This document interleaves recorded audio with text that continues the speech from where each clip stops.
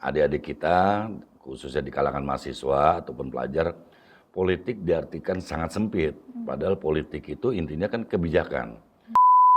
Kalau ini mahasiswa bagian daripada UHAMKA, dan UHAMKA bagian dari perguruan tinggi swasta, dan perguruan tinggi swasta menjadi bagian ekosistem sistem pendidikan nasional, itu sangat berpengaruh.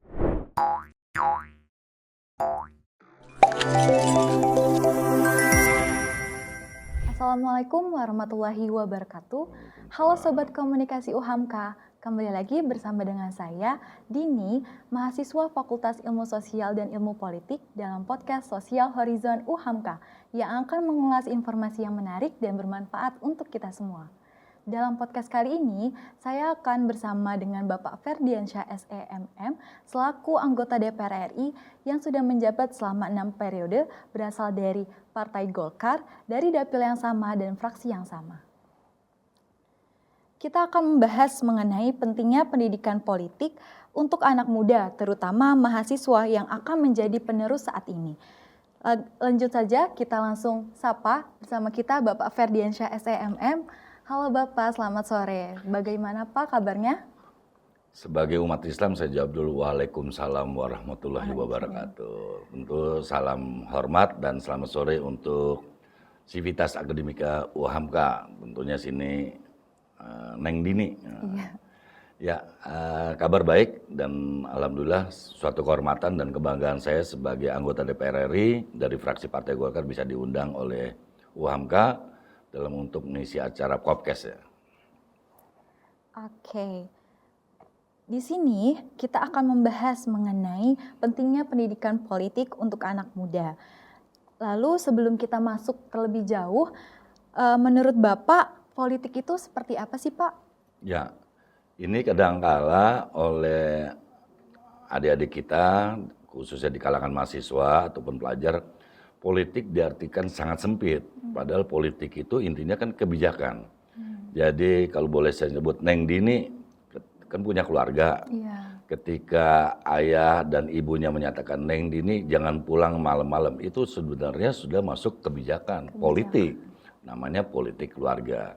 Jadi ini yang kerap kali harus kita kasih pemahaman kepada adik-adik mahasiswa dan pelajar bahwa politik bukan hal yang berkaitan dengan yang terlihat seolah-olah sekarang yang terjadi kesannya politik praktis. Tapi intinya sebuah kebijakan yang dibuat oleh komunitas, dibuat oleh keluarga, bahkan nanti dibuat oleh UHAMKA pun namanya politik. Tinggal memang substansinya apa? Apakah bidang ekonomi, bidang sosial, budaya, dan sebagainya. Oke, jadi politik secara garis kecilnya adalah, atau secara singkatnya adalah suatu kebijakan. Kebijakan. Ya, Pak. Lalu Pak, bagaimana politik ini dapat berpengaruh pada kehidupan kita, terutama kita sebagai mahasiswa Pak? Banyak sekali. Kalau ini mahasiswa bagian daripada UHAMKA, dan UHAMKA bagian dari perguruan tinggi swasta, dan perguruan tinggi swasta menjadi bagian ekosistem sistem pendidikan nasional, itu sangat berpengaruh. Artinya kebijakan sistem pendidikan nasional pasti akan berpengaruh kepada UHAMKA. Misalnya, mungkin adik-adik mahasiswa pernah dengar namanya ataupun pernah membaca yang sekarang lagi seru-serunya UKT, uang kuliah tunggal. Nah, itu kan pasti akan menjadi diskusi yang cukup ramai dan cukup heboh di kalangan mahasiswa terkait dengan UKT. Jadi intinya kebijakan tentu ada yang kebijakan besar yang dibuat oleh sebuah sistem yang mungkin akan berpengaruh, bahkan berpengaruh terhadap komunitas yang lebih kecil yang ada di bawahnya. Oke, terkadang ya Pak, dalam benak kita itu terbesit bahwa politik itu dunia yang tidak bisa atau tidak mudah tergapai, atau ibaratnya eksplisit gitu. Ya. Atau kita sebagai mahasiswa itu nganggapnya politik itu hanya untuk kaum-kaum elit aja nih Pak. Ya. Nah, dari pandangan Bapak mengenai hal ini itu bagaimana Pak? Ya, kan tinggal kita katakanlah mengaksesnya. Iya. Mungkin yang digambarkan oleh teman-teman ataupun adik-adik mahasiswa, politik yang langsung bicara langsung pada posisi ada permasalahan yang berat dan langsung ingin bertemu dengan yang bersangkutan yang memang punya wewenang di bidang itu, dengan tanpa adanya birokrasi. Nah, ini tolong disadari oleh teman-teman mahasiswa, kalau kita suatu saat nanti akan menjabat apapun, baik itu di pejabat negara atau pejabat pemerintahan, juga bahkan pejabat swasta, tentu apabila ada seseorang akan menemui kan tentu ada namanya saringan atau bahasa normatifnya adalah birokrasi. Lapor dulu sekretarisnya apakah mau diterima apa tidak dan sebagainya. Tentu yang tidak kalah pentingnya substansi ketemu itu mau ngapain sih? Apakah temanya apa, niatnya apa, kemudian fokus pembicaranya seperti apa, sehingga target untuk ketemu. Nah, jangan lupa Neng Nini, kebetulan kan Neng Nini ilmu komunikasi ya. Iya. Nah, dalam komunikasi harus ada pesan dan kesan. Itu menjadi prinsip dalam berkomunikasi. Termasuk juga intensitas komunikasi menjadi membuat sebuah komunikasi itu berkualitas apa tidak. Karena kita sering berkomunikasi. Oke, baik Pak.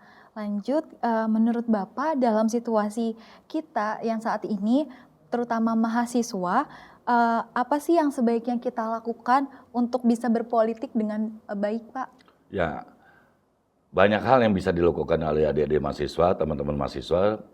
Cuma tadi yang dimaksud Neng Dini ini apakah berpolitik untuk mengarah pada suatu jabatan tertentu apa berpolitik. Tapi kalau kita bicara diawali ingin mencapai sebuah karir politik yang apa yang digambarkan saat ini, entah itu pejabat pemerintah atau pejabat negara, ya pertama adalah kita harus masuk sebuah organisasi. Organisasi apapun, baik itu organisasi internal yang ada di kemahasiswaan, mungkin ada dikenal namanya beberapa organisasi yang sifatnya nasional ataupun keagamaan, juga nanti meningkat organisasi yang sifatnya ekstra. Yang ada di masyarakat yang tentunya di sini masuk kategori namanya organisasi kepemudaan. Dan tentu di situ diatur di Undang-Undang Pemuda. Jangan lupa kita sudah punya Undang-Undang Pemuda yang menyatakan definisi pemuda dalam konteks umur itu usianya 16 sampai 30 tahun. Nah, ini tolong diingatin teman-teman yang ini kalau usianya ada yang 30 lebih itu bukan pemuda lagi, kata undang-undang. Iya, berarti udah bukan dari kata kita lagi, tapi undang-undang yang menetapkan. Oke. Tadi Bapak sudah berbicara mengenai politik. Tapi Pak, sebaiknya kita nih sebagai mahasiswa atau orang awam tuh memulai tahapan politik itu dari apa sih Pak? Untuk memulai tahapannya, baiknya dimulai dari tahap yang seperti apa gitu untuk bisa berada di ranah politik gitu. Ya, kalau untuk dikatakan ranah politik ya tentu pertama kita memasuki organisasi ekstrak yang di luar organisasi kemahasiswaan, misalnya organisasi bidang pemuda di sebuah sayap partai politik. Nah, diawali seperti itu, tentu di sini karena ini politik dan ini bukan organisasi kader, tentu kita harus ada punya bekal nih, Neng Dini. Bekalnya apa? Ya kesabaran, mental, kalau bahasa kerennya jantungnya harus 10, ya. Merasa sudah berprestasi tapi nggak dianggap-anggap. Nah, itu juga. Jadi yang menjadi hal yang utama di sini ya siap mental, siap fisik, jantungnya ada 10. Nah, karena kita udah masuk ranah ya memang kebijakan-kebijakan yang dibuat oleh organisasi tersebut atau kebijakan yang dibuat oleh sebuah rapat yang ada yang bisa kita terima, ada yang bisa kita nggak terima. Tapi namanya sudah masuk organisasi yang merasuk atau memasuki ranah politik, ya kita harus bisa memahami dan menerima itu. Karena sudah menjadi keputusan. Oke. Untuk Indonesia sendiri yang menganut sistem perwakilan atau parlementer, apakah sistem ini sudah mewakili masyarakat, Pak? Ya, kita kan harus paham, Neng Dini, dan teman-teman mahasiswa, bahwa Indonesia ini kan beragam-agam dan berprovinsi-provinsi yang punya latar belakang tentu di sini baik itu ekonomi, sosial, budaya. Nah, keterwakilan itu tentunya di sini makanya dalam sistem perpolitikan di Indonesia dibagi menjadi daerah pemilihan. Nah, daerah pemilihan itu kita anggap itu insya Allah bisa mewakili daripada setiap perwakilannya melalui pemilu tentunya, yaitu para anggota DPRD di kabupaten kota, DPRD provinsi, dan DPR RI, itu makanya dibuat perwakilan. Nah, perwakilan itu yang menurut saya, pengamatan saya dan penilaian skala saya adalah itu bisa mewakili. Nah, karena kita juga dikunci oleh undang-undang namanya MD3 tentang MPR, DPR, dan DPD. Salah satu pasalnya menyatakan demi Allah atau demi Tuhan saya bersumpah akan memperjuangkan aspirasi daerah yang saya wakili. Jadi kalau ditanya, ya kita harus berjuang. Kalau tidak berjuang nanti rakyat tidak tahu. Dan inilah pentingnya komunikasi lagi Neng Dini. Oke. Apa itu? Ya menyampaikan apa yang kita perjuangkan, keberhasilannya harus disampaikan. Kalau enggak nanti rakyat tidak tahu apa hasil kerja kita. Dan disangkanya anggota DPR ini tidur-tidur aja. Padahal komunikasi itu penting dan untuk disampaikan. Kalau ditanya apakah itu ria, ya kesannya ria juga ya. Ya karena tidak ada yang dalam politik yang kesannya ikhlas-ikhlas saja. Karena kalau tidak gitu, nanti rakyat tidak tahu apa yang telah kita kerjakan. Jadi komitmennya juga harus dibangun yang gini. Antara rakyat yang memilih dan wakil yang dipilih. Jadi si rakyat, kalau saya terpilih, maka saya akan melakukan ABCD.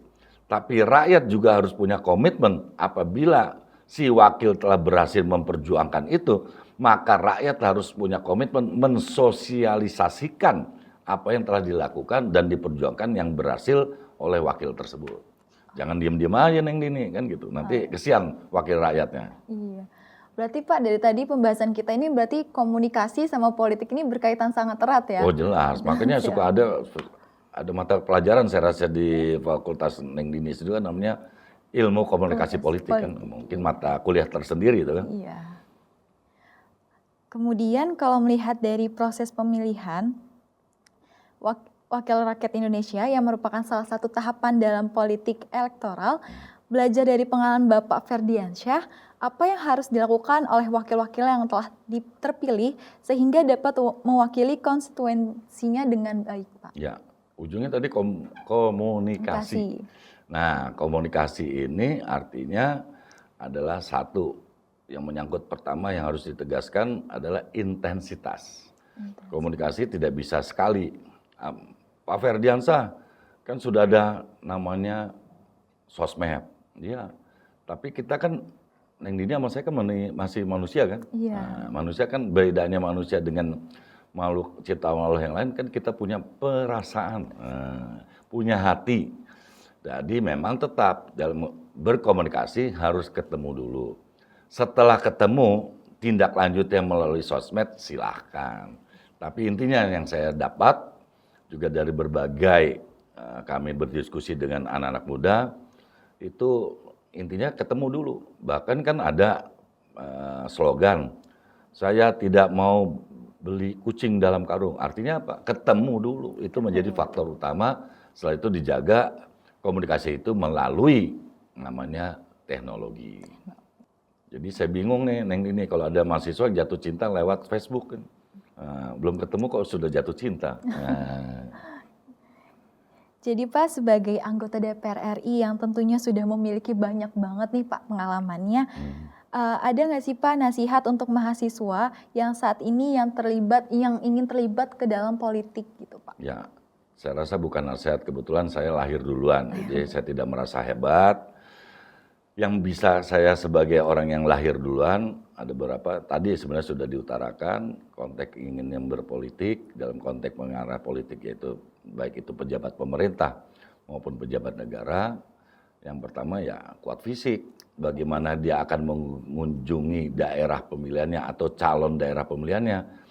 Kalau mungkin fisiknya tidak menunjang, ya kan sering sakit-sakitan, yang sulit kan gitu. Kemudian siap mental apa? Ya layaknya kita berpacaran yang dini, siap ditolak juga oleh calon pacar kita. Nah, kalau kita ditolak kan siap nggak? Ya kan katanya kita kan punya perasaan. Nah, perasaan itu harus juga bisa dijaga, nah dipelihara supaya jangan baperan. Nah, ini paling penting kalau bahasa anak muda kan baperan kan.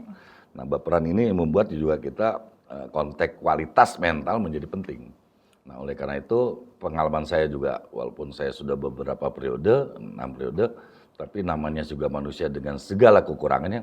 Kalau ditanya Pak Ferdi pernah ditolak nggak? Pernah juga oleh masyarakat. Tapi itu menjadi pecut boleh saya ditolak, tapi besok kamu akan menghadap saya. Pakai Oke, baik Pak Ferdi. Sebagai mahasiswa, ada nggak sih Pak peluang kita untuk bisa melihat lebih jauh lagi dengan atau berproses lebih jauh di dunia politik, Pak? sangat bisa. Kalau bicara konteksnya batasan usia, dalam undang-undang pemilu itu kan dikatakan yang punya hak pilih 17 tahun. 17 tahun. Yang memulai bisa dipilih 21 tahun dan berpendidikan SMA. Ya kalau namanya sudah mahasiswa kan sudah melulus dari sekolah menengah atas atau SMK. Iya. Jadi dengan kata lain, Pak Ferdi bisa nggak nanti, Neng Nini usianya berapa sekarang? Sekarang aku mau 20 tahun. 20 tahun, ya tahun depan atau mungkin kalau masih, tapi jangan nanti mahasiswa abadi kan. Iya. Jadi kalau nanti mahasiswa yang masih berusia 22 tahun, masih berstatus mahasiswa pun, pada tahun 2029 mau masuk ke caleg DPRD, kabupaten atau kota, mau provinsi, mau pusat, ya silahkan. Karena dia sudah punya hak politik untuk dipilih karena batasan usia tersebut. Oke, baik Pak. Berarti kita dari mahasiswa ini udah bisa ya Pak untuk Sangat masuk bisa. ke dunia politik ini? Dan sudah ada, tapi memang kebetulan sudah lulus ya. Tapi dari batasan usia, dulu ada yang anggota DPD RI, Dewan Perwakilan Daerah Republik Indonesia, itu kalau tidak salah ingat usianya 23 tahun. Dan dia baru lulus. Bayangkan kalau dia mahasiswa abadi mungkin 27 tahun kan. Selesai sudah perbincangan kita dengan Bapak Ferdiansyah SEMM yang merupakan salah satu anggota DPR RI senior yang telah lama menjadi wakil rakyat tentang pentingnya pendidikan politik dan peran serta masyarakat dalam politik. Semoga perbincangan kita kali ini dapat bermanfaat. Sampai berjumpa di lain podcast. Ya, terima kasih dan seluruh Sivitas Akademia UHAMK dan para dosen dan mahasiswa semoga sukses dan juga termasuk teman saya, rekan saya, Saudara Arsad. Wassalamualaikum warahmatullahi wabarakatuh. Baik Pak Ferdiansyah, terima kasih ya Pak.